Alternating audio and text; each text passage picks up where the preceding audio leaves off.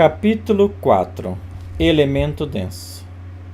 Elemento denso é um nome moderno para algo muito antigo. Desde que a humanidade pôs os pés nesse planeta, ele já se instalou por aqui. Hoje, diante da nossa investigação, podemos afirmar que sua origem é de fora, do espaço sideral, juntamente com as sementes humanas. No começo, era muito sutil. Sua real natureza era imperceptível, pois se confundia com o desejo de exploração, de conhecer novos ambientes, de ter novas experiências, de densificar a energia proveniente da instância espiritual de quinta dimensão do ser em um corpo de quarta dimensão e posteriormente terceira dimensão. O que de fato aconteceu em nosso planeta há muitos milhões de anos. Nossas investigações nos levam a conhecer as origens do elemento denso nesse planeta, o que certamente nos abre a possibilidade de investigar fatos que ocorreram até mesmo antes da formação da Terra, e a relação desses fatos com os seres que escolheram esse planeta para realizarem suas experiências. Nosso planeta é muito especial e recebe destaque na galáxia, a Via Láctea, nossa morada cósmica, por comportar uma experiência sem precedentes, em particular, muito difícil de ser sustentada. A energia empregada nessa experiência é tão grande que nosso planeta encontrou apoio com os 12 seres que compõem o Conselho Galáctico. Seguimos pelo caminho da concepção universal porque ela se repete dentro e fora de nós mesmos. Tal como é acima, é abaixo. Semelhante ao grande, é o pequeno. Nosso universo particular, nosso corpo físico, tem características semelhantes ao grande universo. Ou melhor, a um multiverso, no qual estamos vivendo e nos desenvolvendo. Adquirir um corpo nesse planeta é para o ser uma espécie de experiência em escala microscópica, com o intuito de adquirir subsídios para suas experiências macroscópicas. Observando nosso planeta com um olhar diferenciado, tal como descrevemos acima, podemos compreender melhor a expressão escola planetária. Nossas observações e compreensões do processo evolutivo da humanidade nos indicam que nosso planeta é uma escola que permite vários níveis de evolução. Da mesma forma como existem instituições de ensino nos diversos níveis educacionais, também a evolução dos seres matriculados nesse planeta escola segue seus níveis instrucionais específicos. Há muitos milhões de anos, criamos para nós mesmos a primeira manifestação corpórea do ser. Essas criações eram muito grandes e fortes. Tinham plena consciência de quem eram e o que estavam fazendo aqui. Viviam felizes em uma espécie de paraíso tropical. A temperatura média no planeta e o nível de oxigênio na atmosfera eram um pouco maior do que hoje, o que possibilitava formas de vida vegetal e animal bem diferentes. Os insetos, por exemplo, naquela época podiam chegar ao dobro do tamanho dos atuais. As criaturas humanoides não tinham os órgãos genitais desenvolvidos. Sua estrutura vibracional também era distinta da nossa. Seus ossos não eram como os nossos, mas pareciam cartilagens. Apesar de terem corpos maleáveis e bem flexíveis, sua estrutura era muito forte e resistente. O tempo de vida também era prolongado, algo em torno de 2.000 anos. Esta experiência se deu em um local fortificado com altos muros de pedra, já que existiam certos perigos para aqueles seres no ambiente exterior. A próxima etapa da experiência do ser que somos foi o desenvolvimento por meio de engenharia genética dos órgãos sexuais nas referidas criaturas humanoides. Cabe aqui um esclarecimento em relação à criação da humanidade, nós temos ciência das diversas visões religiosas da criação da humanidade. Respeitamos todas. Porém, nossas observações diretas nas memórias vivas da natureza nos indicam que a interpretação místico-religiosa da criação é uma metáfora usada pelos homens e mulheres que viram o mesmo que nós vemos agora e não sabiam como explicar para a população da sua época, visto que o nível de desenvolvimento intelectual e emocional ainda era imaturo. A menção bíblica foi tirada uma costela do homem Adão para formar a mulher Eva, e nossa interpretação é uma forma rudimentar e metafórica de explicar a engenharia genética avançada aplicada pelos seres que desenvolveram nossos corpos. Portanto, para nós, existiam criaturas que não eram nem homens nem mulheres, já que seus órgãos sexuais não estavam desenvolvidos. A engenharia genética aplicada nesta operação é fabulosa e supera em níveis astronômicos o que se conhece hoje na referida área do conhecimento. Estamos falando de seres multidimensionais com capacidade de modelar corpos no nível atômico, construir moléculas e desenvolver estruturas complexas, dentre as quais se destaca o DNA. Quando os criadores da humanidade chegaram nesse planeta, encontraram criaturas nativas, pequenas e muito dóceis, que viviam se escondendo em cavernas.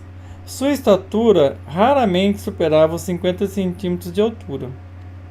Tinham a cabeça grande e membros delgados, apesar deles se equilibrarem sobre 2 pés, como nós atualmente. Sua aparência lembrava mais a de pequenos macacos sem pelo.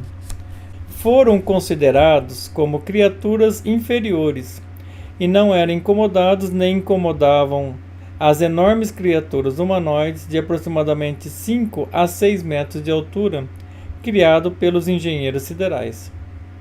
Esses pequenos seres que viviam à margem da grande muralha de pedra despertaram o interesse dos engenheiros siderais, pois tinham órgãos sexuais e se dividiam em 2 grupos, machos e fêmeas. Como se tratava de um desafio, os engenheiros siderais se propuseram criar humanoides machos e fêmeas. Para espanto daqueles seres extraordinários, a experiência de separação do sexo foi mal sucedida. Quando chegavam à idade de amadurecimento sexual, os clones morriam. Sim, isto mesmo. Os primeiros humanos eram clones hermafroditas de seus criadores. O Adão bíblico, segundo nossas investigações, foi o nome dado a um grande grupo de clones humanoides, que serviam de veículo físico para o espírito dos engenheiros siderais.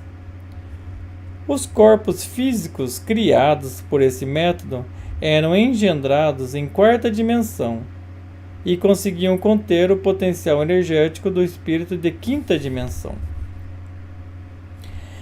E disse Deus: façamos o homem à nossa imagem, conforme a nossa semelhança, e domine sobre os peixes do mar, e sobre as aves do céu, e sobre o gado, e sobre toda a terra, e sobre todo réptil que se move sobre a terra. E criou Deus o homem à sua imagem. A imagem de Deus o criou. O homem e mulher os criou. Gênesis 1, 26, 27. Os clones não tinham órgãos sexuais envolvidos como agora. Não se reproduziam como nós. Eles se autofecundavam. Seus filhos eram clones deles mesmos. Um processo semelhante ao hermafroditismo que vemos hoje em alguns tipos de micróbios. Os novos filhos eram engendrados e amadureciam na panturrilha, batata da perna, ou barriga da perna, e quando estavam maduros se desprendiam naturalmente. Os homens da época polar e da época hiperbórea e princípios da época lemúrica eram hermafroditas e se reproduziam como se reproduzem os micróbios hermafroditas. Nos primeiros tempos da Lemúria, a espécie humana quase não se distinguia das espécies animais. Porém, através de 150 mil anos de evolução, os lêmures chegaram a um grau de civilização tão grandioso que nós, os ários, estamos ainda muito longe de alcançar. Samael Aunveor. Fonte: livro A Revolução de Beelzebub, página 69. Como o foco era criar criaturas sexuadas, os engenheiros siderais chegaram a um impasse, pois não conseguiam avançar na experiência. Era necessário encontrar uma solução para a separação dos sexos. Felizmente, a cooperação universal se fez presente por meio de um acordo com seres muito mais antigos que já habitavam o nosso planeta há milhões de anos, antes dos engenheiros siderais aqui chegarem. Esses seres viviam em bolsões no interior terrestre e tinham dificuldade de vir à superfície, pois eram sensíveis aos raios solares. Sua engenharia genética também era muito poderosa e já haviam criado as pequenas criaturas que citamos acima. Feito o acordo, as duas classes de seres, muito diferentes em sua natureza, mas motivados por um objetivo em comum, começaram a trabalhar juntas. Os seres da superfície queriam dominar a técnica da criação de corpos humanoides sexuados, macho e fêmea. Os seres intraterrenos queriam dominar a capacidade de vir para a superfície e viver livremente à luz do sol. Assim, juntaram esforços e construíram, ao longo de muitos e muitos anos de estudo, tentativas, erros e acertos, corpos humanoides sexuados. O sucesso veio com a junção genética dos grandes humanoides de 5 a 6 metros de altura com os pequeninos, mais parecidos com macaquinhos sem pelos, habitantes das cavernas. Cabe um esclarecimento com relação à natureza dessas criaturas que mencionamos. Tanto os gigantes criados geneticamente pelos engenheiros siderais, como os pequeninos criados pelos intraterrenos, não eram mamíferos.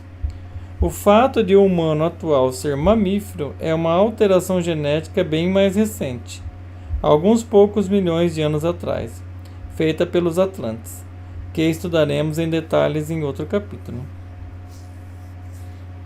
A união entre os gigantes de origem genética espacial e os pequeninos, como o tronco genético terrestre, criou uma condição inusitada para os engenheiros siderais. Sua criação não era mais pura. As criaturas resultantes desta mistura genética inédita eram também animais. Suas reações eram, às vezes, motivadas por puro instinto animal. A pureza espiritual, totalmente controlada nos antigos clones, já não era natural nas novas criaturas.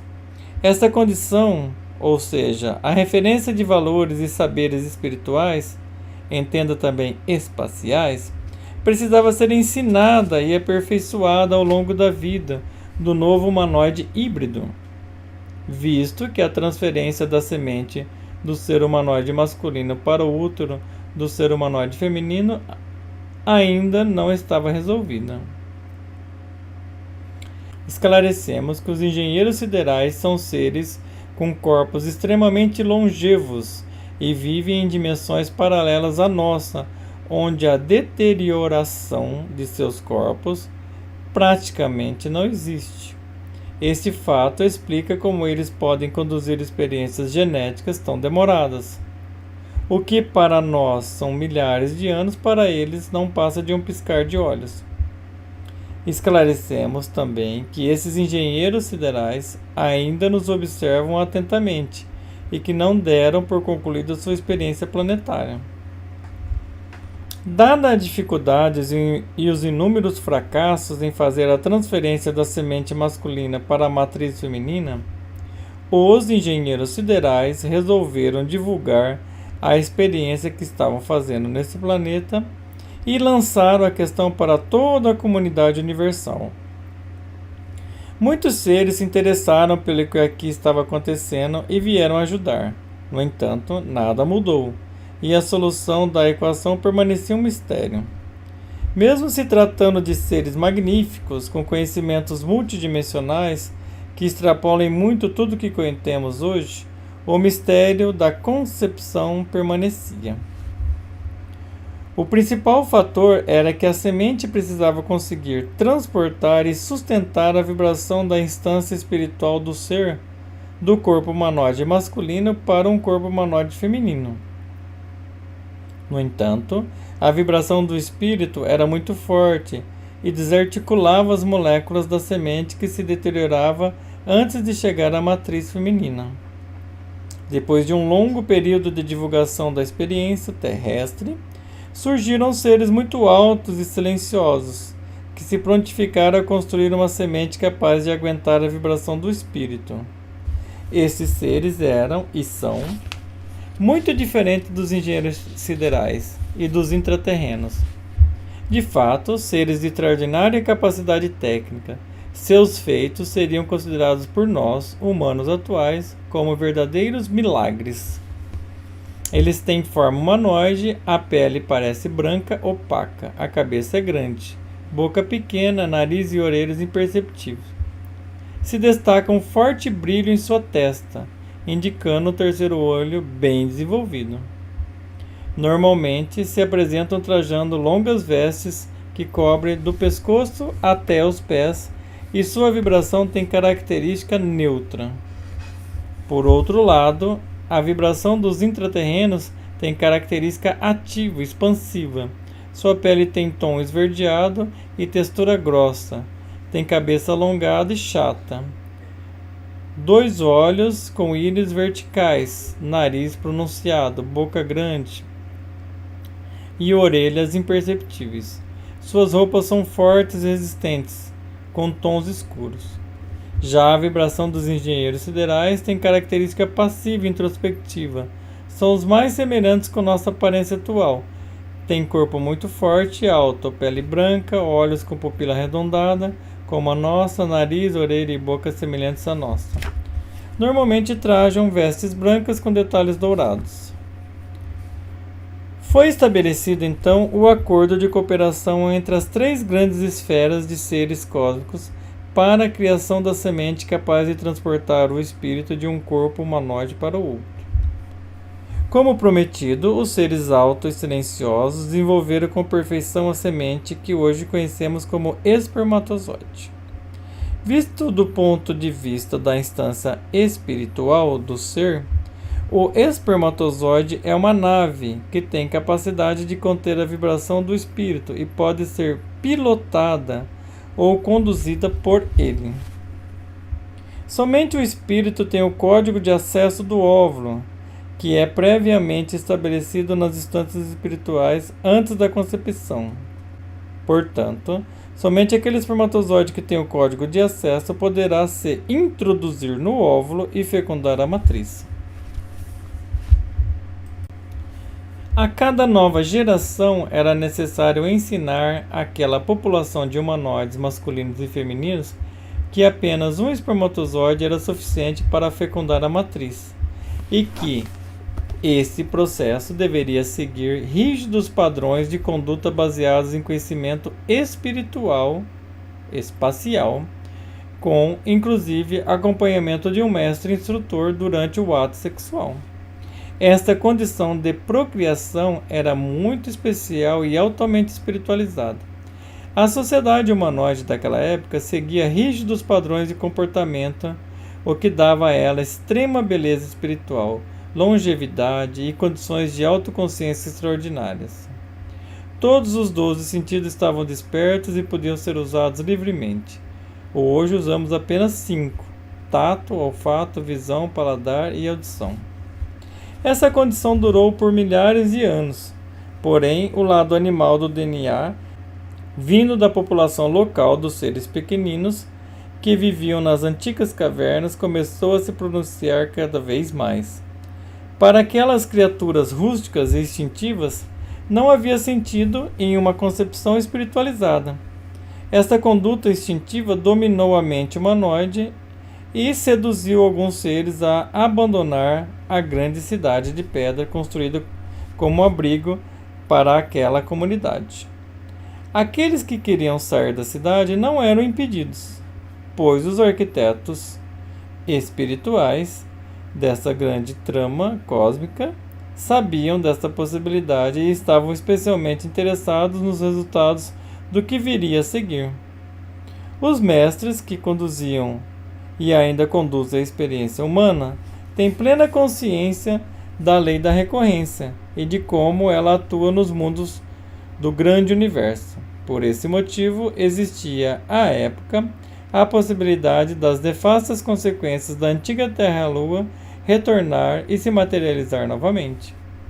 Assim saíram centenas de humanoides da grande cidade de pedra, abandonaram os templos onde eram concebidas novas criaturas por meio de um ato sexual altamente espiritualizado, e começaram a dar vazão para toda aquela paixão instintiva e animalesca que brotava em seus corpos.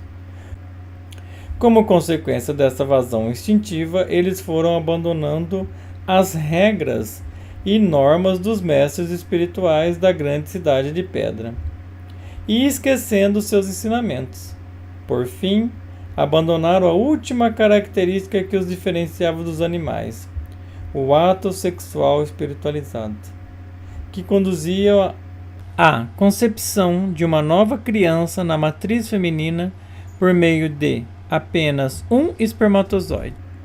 Este derradeiro e definitivo fator conduziu aqueles humanoides, antes altamente espiritualizados, a viver como animais, com consequências extremamente desagradáveis para eles. As consequências desagradáveis da vazão dos instintos animalescos desses humanoides ancestrais e a perda da consciência espiritual do ato sexual foram os principais fatores que contribuíram para a criação e fortificação do que denominamos elemento denso. Estabelecendo um paralelo entre a visão romanceada e metafórica dos textos religiosos, podemos associar esse momento da experiência humana, aqui descrito, com a saída de Adão e Eva do paraíso. Esclarecemos que essa saída foi voluntária e consciente, e portanto não cabe nenhuma culpa aos humanoides que vieram depois, fruto desse episódio. De fato, essa etapa da vazão dos instintos animais está sendo observada até hoje, com grande interesse pelos engenheiros siderais e demais seres responsáveis pelo projeto Planeta Terra. Deixar extravasar as baixas paixões animais produziu uma espécie de labirinto ou cativeiro planetário. Cabe a nós encontrarmos a saída desse labirinto, por meio do despertar da consciência. O despertar se torna realidade quando compreendermos nossas próprias paixões animais e tomamos a decisão de eliminá-las. Concluímos este capítulo ressaltando que o elemento denso é nossa criação, faz parte de nós, está dentro de nós, nas nossas entranhas, no nosso sangue, nas nossas emoções e na nossa mente. Os primeiros humanoides engendrados pelos seres siderais somos nós mesmos em existências passadas. E os próprios engenheiros siderais também somos nós mesmos em instâncias superiores do ser. Nós somos os criadores e a criação. Nós somos a experiência e os experimentadores. Nós somos o que somos. Como já citamos anteriormente no capítulo Apocalipse, temos a oportunidade de promover uma grande mudança. Esse momento é precioso, pois nossa história como habitantes desse planeta escola está sendo desnudada, colocando-nos como criadores e executores da experiência.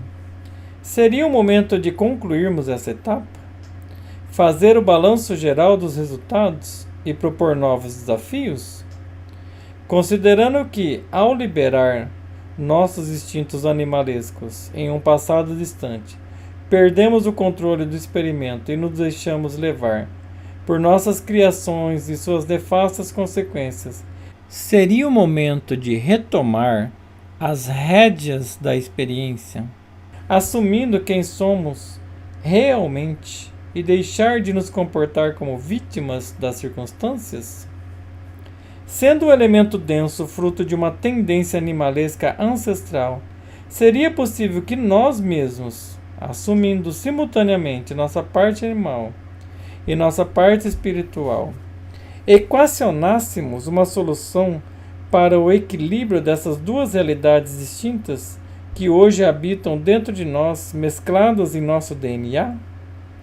Seria este o caminho do meio proposto por um expoente mestre espiritual da nossa história? A solução dessa equação cósmica existe aqui e agora dentro de nós mesmos.